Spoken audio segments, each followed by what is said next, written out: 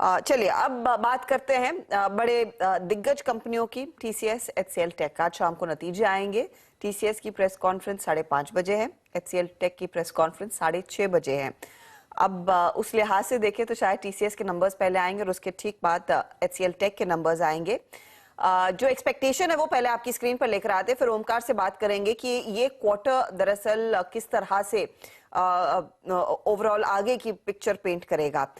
Normally Q1 एक मजबूत quarter रहता है, लेकिन मैक्रो एनवायरनमेंट क्योंकि तेजी से बदला है और बिगड़ा है, ये एक कमजोर क्वार्टर की तैयारी लार्जली एनालिस्ट ने की हुई है। तो डॉलर रेवेन्यू टर्म्स में हमारा अनुमान है, या फिर CNBC TV 18 का जो पोल है वो 0.5% की ग्रोथ दिखा रहा है। साथ ही साथ प्रॉफिटेबिलिटी में 4-4.5% का प्रेशर का अनुमान है। कांस्टेंट करेंसी रेवेन्यू ग्रोथ, जहां पर पिछले क्वार्टर में झटका लगा था, Q3 में ये 2.2% था, Q4 में ये एकदम फ्लैट हुआ और इस बारी 0.2% की ही ग्रोथ का अनुमान है कांस्टेंट करेंसी बेसिस पर। और साथ ही साथ मार्जिन्स के फ्रंट पे भी क्योंकि वेज हाइक आ रही है, हम एक्सपेक्ट कर रहे हैं कि 1% से ज्यादा का प्रेशर देखने को मिलेगा। अब क्या वो रेड फ्लैग्स पर नजरें होनी चाहिए? ओमकार हमारे साथ है। ओमकार, सभी कंपनियों ने कहा है कि हम एक बदले हुए एनवायरनमेंट में काम कर रहे हैं। इनफैक्ट टीसीएस के केस में एक बड़ा इंश्योरेंस क्लाइंट ने कहा हम इनसोर्सिंग पर ज्यादा फोकस करना चाहेंगे, तो $2 बिलियन का कॉन्ट्रैक्ट रिन्यू नहीं होगा आगे। किस तरह के रेड फ्लैग्स की तैयारी आपने कर ली है आज की कमेंट्री में? डेफिनेटली आज की कमेंट्री में बहुत सारे सेक्टर्स में, जो कि बीएफएसआई प्राइमरी सेक्टर है, बहुत इंपॉर्टेंट सेक्टर है मेरे हिसाब से आईटी, इंडियन आईटी सर्विसेज के लिए। तो इसमें एक डिले इन स्पेंडिंग डिसीजंस और delay in spending IT spends में कुछ कंटिन्यू होते हुए दिख सकता है। तो उसके ऊपर जो कमेंट्री आएगी, that is very important and one should be looking upon. ऊपर से जो एक सप्लाई साइड कंस्ट्रेंट्स था, वो ये साल में भी कुछ ईज ऑफ होते हुए या फिर मार्जिन एक्सपांशन में हेल्प करने की आशंका नहीं है, क्योंकि थोड़ा एक स्ट्रेसफुल है। थोड़ा सा सब कॉन्ट्रैक्ट कॉस्ट कम होते हुए दिखाई दे रही है, लेकिन फिर भी जो बाकी कॉम्बिनेशन है, that will be put the margins under pressure. और जो भी वर्टिकल कमेंट्री है, that is very important for the outlook. फिलहाल तो आईटी सेक्टर में, आईटी स्पेंड्स में एक डिले दिखाई दे रहा है। Retail side, high tech side under stress है।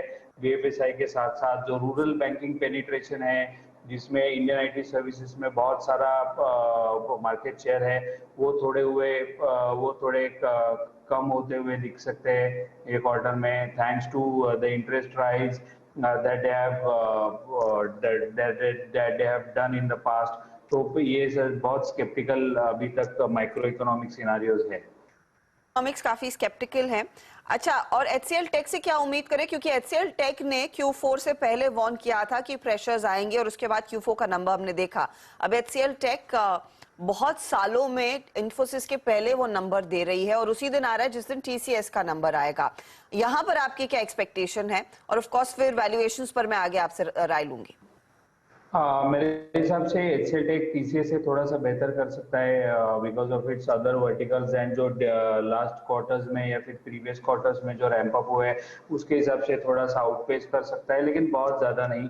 उसका जो ईयर एंड वर्टिकल है, वो अभी तक उसमें एक डिलेज या फिर स्पेंड कट्स नहीं नहीं दिखते हुए हम लोग ने देखे हैं, लेकिन आगे जाने वाले समय में वो भी ईयर एंड स्पेस में थोड़ा सा कॉन्ट्रैक्शन या फिर डीलेंस पे आईटी स्पेंड्स आ सकते हैं यूरोपियन रीजन में, जो कि अभी तक as compare to North America जो भी अच्छा परफॉर्म किया था या फिर रेजिलिएंट था, मैं कहता हूँ, वो अभी थोड़ा सा निगेटिव साइड में जा सकता है एचसीएल टेक के बारे में। लेकिन मेरे हिसाब से एचसीएल टेक उतना 6 to 8% का जो ग्रोथ गाइडेंस दिया है और 18-19% का मार्जिन गाइडेंस दिया है, वो ये क्वार्टर में भी कंटिन्यू करेगा आने वाले समय। सो अब हम लोग एक्सपेक्ट कर रहे हैं 1.3% रुपी रेवेन्यूज में उसके क्वार्टर ऑन क्वार्टर बेसिस पे, तो ये growth as compare to TCS है। हालांकि टीसीएस और एचसीएल टेक दोनों के एक मॉडरेट रेट ऑफ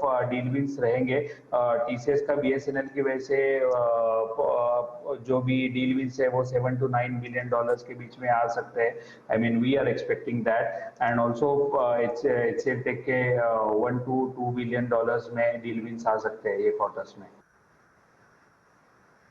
ओमकार, अभी कुछ देर पहले अपने इसी प्रश्न के अर्शता के एवज में आपने कहा था कि मार्जिन कॉन्ट्रैक्शंस पॉसिबल है। I mean let's focus on TCS. मैं असल में टीसीएस में बात इसलिए कर रहा हूँ क्योंकि अभी भी लास्ट ईयर के हाइज से अगर आप कंपेयर करें तो टीसीएस की प्राइस परफॉर्मेंस उतनी खराब नहीं है लार्ज कैप आईटी में।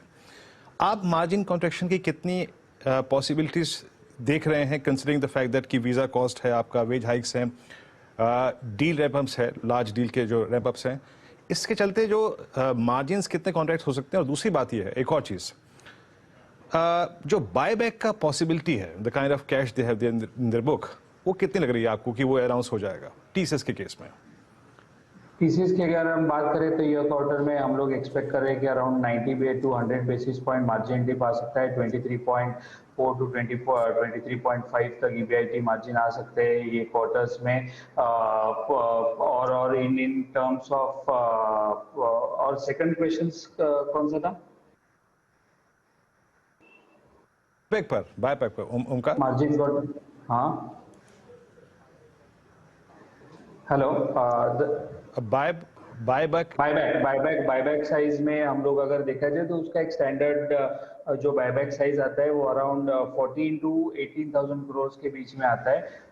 Generally they have the habit of transferring 80% of their cash flows to transfer it for the investor. So एक मेरे हिसाब से एक 1600 करोड़ टू 14 to 1600 करोड़ के बीच में आ सकता है बायबैक।